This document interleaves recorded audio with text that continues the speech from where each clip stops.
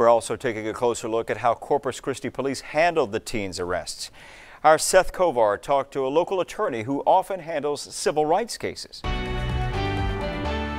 think that they probably followed proper procedure, but I don't really know for certain. Local attorney Christopher Gale does not represent the two teenagers who police took into custody for the Bolivar Street murder, but he does take issue with how CCPD justified doing so. I know that these two, and I want to call them children because they were not of age, were arrested for the murder based on somebody saying that they were involved in it.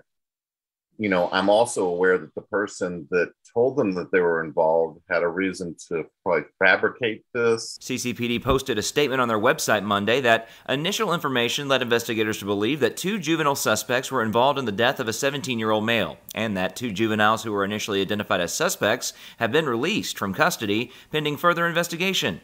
Gale says further investigation should have happened before the arrests were made. Especially when the information is questionable and should be taken with a grain of salt.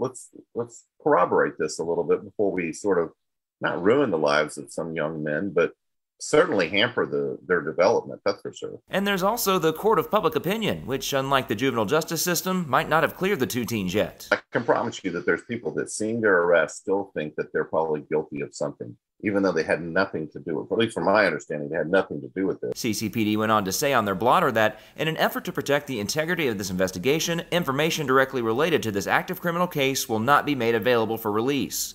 They went on to ask for patience and understanding as they work on solving the case and bringing justice to the victim and his family. Reporting in Corpus Christi, Seth Kovar, KRIS 6 News.